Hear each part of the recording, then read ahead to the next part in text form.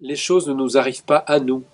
Elles ne sont pas tombées sur toi parce que t'avais une sale tronche ou parce que t'as pas de chance ou quoi. Ça t'est pas arrivé à toi, quoi.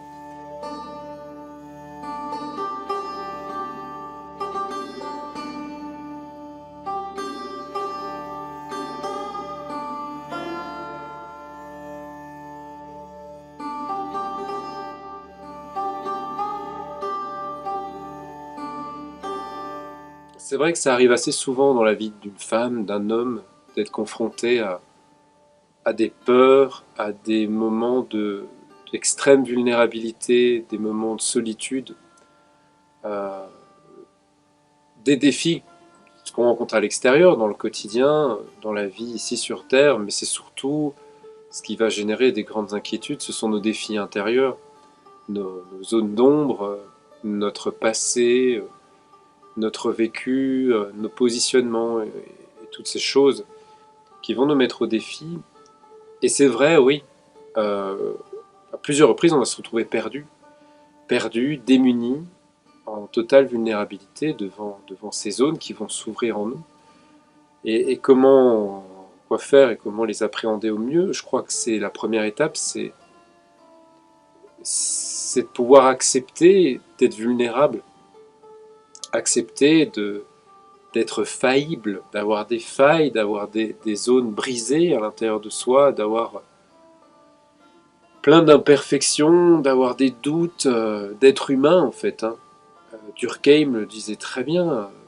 Durkheim disait la profondeur, pardon, il disait l'extraordinaire est dans la profondeur des choses simples.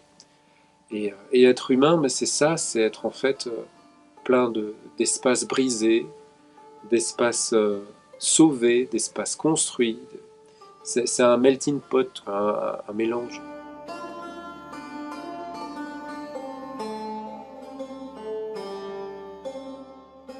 En fait, c'est normal d'être perdu.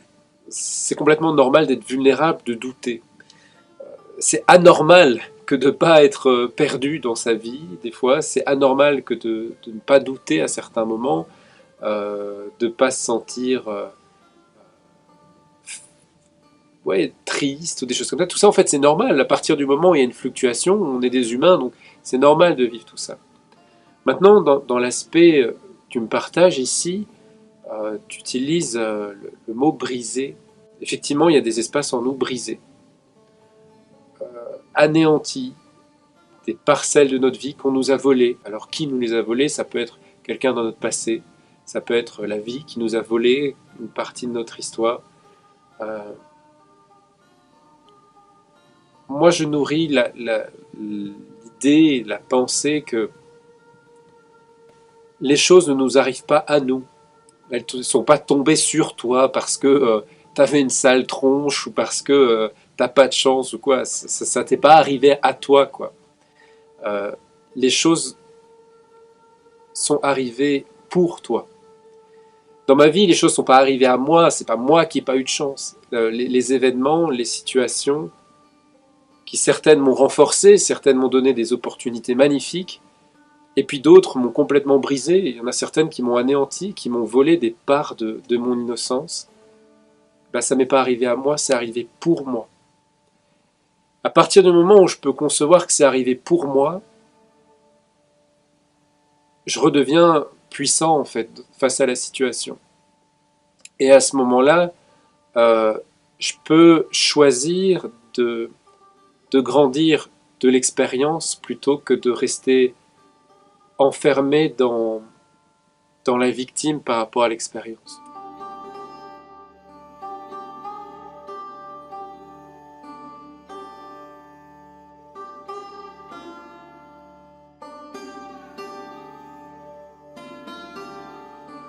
Mais si tu veux, pour moi, la clé pour se libérer d'expériences où on a été brisé, euh, et je parle ici d'expériences fortes, hein, je parle d'expériences d'abus, d'expériences euh, de violence, de torture, je parle d'expériences de trauma. Euh, je crois que la première étape, ça va être l'acceptation. Je vais préciser ce que j'entends par là, parce que c'est pas accepter ce qu'on m'a fait, c'est pas accepter, euh, c'est pas valider un comportement, c'est pas valider un truc extérieur, c'est pas dire oui, ok, avec plaisir, quoi, non. En fait, le processus d'acceptation, c'est de dire ok, j'accepte que ça fasse partie de mon histoire. Je cautionne pas, j'oublie pas, mais pour moi, la démarche d'acceptation, enfin, elle est en parallèle avec la démarche du pardon, qui va permettre, dans le mot pardonner, hein, c'est par ce que je vais me donner. Et quand je me pardonne ou quand je pardonne, alors moi, des fois, je me rends compte dans des situations, c'est pas facile de pardonner quelqu'un, mais je peux pardonner la situation, je peux pardonner la vie, je peux pardonner la période. Et, euh, et en fait, par le pardon, par ce que je vais me donner, ben, je vais me donner de la liberté. Je vais me redonner un espace où je vais pouvoir à nouveau renaître et revivre. Et le processus d'acceptation, c'est accepter que ça fasse partie de mon histoire, que ça fasse partie de ma vie, que ça fasse partie de mon chemin et que ça vient me définir à un certain niveau. Enfin, pas me définir, parce on n'est pas notre vécu, mais que ça vient m'aider à me construire en tout cas. Ça donne ma sensibilité, ça a sculpté ma personnalité. Et l'acceptation permet de revenir au présent, de retrouver une forme de liberté, de ne pas se laisser emprisonner dans le passé par des événements, par des personnes mal intentionnées, par des souffrances en fait. Donc la première clé, oui, c'est ok, j'accepte que ça fasse partie de mon histoire.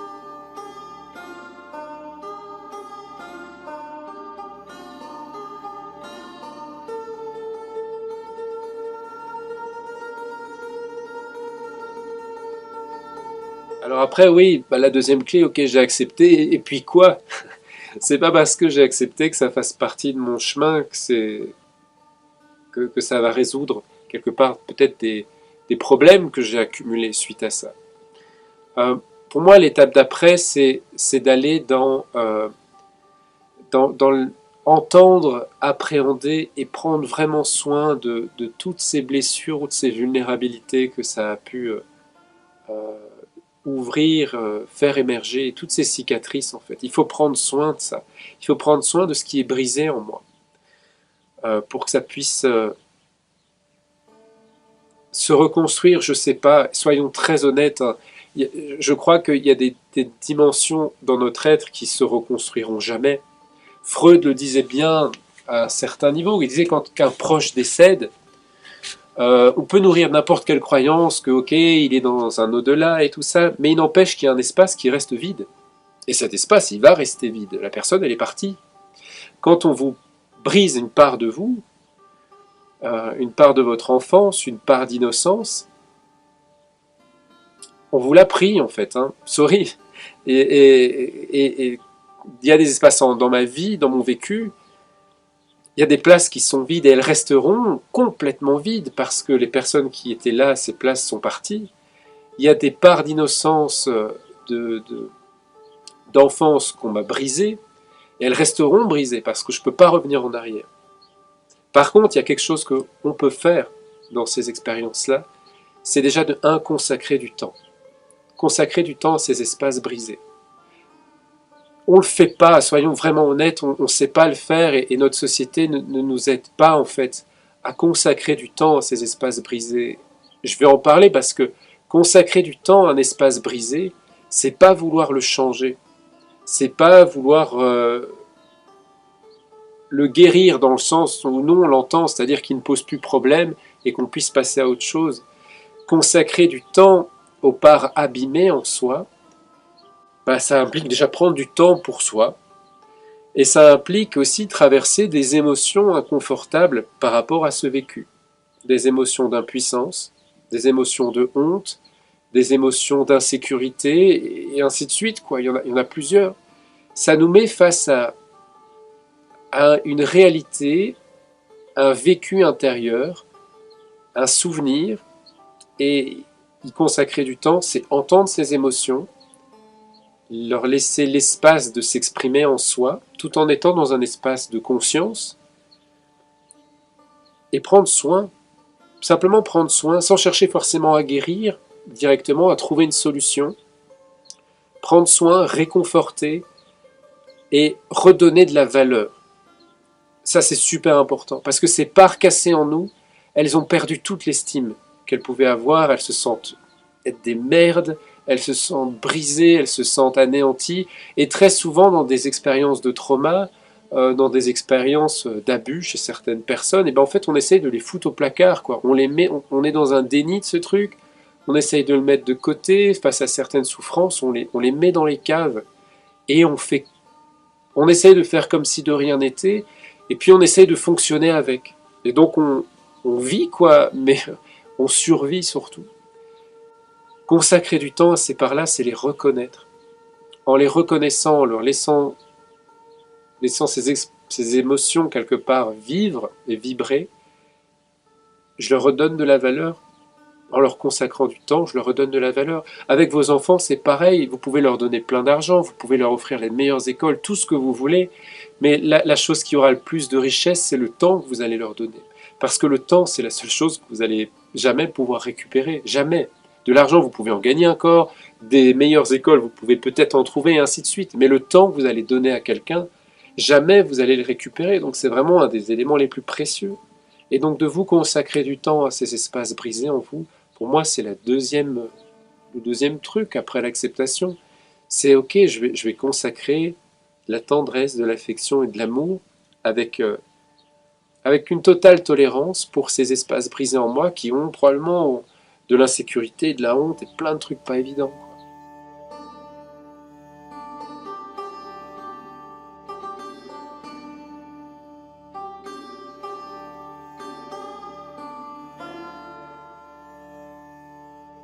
Après, oui, effectivement, rentrer dans un processus thérapeutique ou de croissance individuelle ou de reconstruction. Attends, je suis un peu dérangé par le soleil. Juste ma... Ça va si je me mets ici? Ouais. Oui, passer dans une démarche de thérapie est intéressante parce que ça va permettre de retrouver des ressources pour euh, faire grandir, porter à maturité la part de nous qui a été dans le doute ou brisée. C'est mon humble avis, mais je trouve que les personnes qui ont été défiées par la vie ont une profondeur d'âme qui est plus vaste que les personnes qui ont eu plus de facilité. C'est bizarre de dire ça comme ça.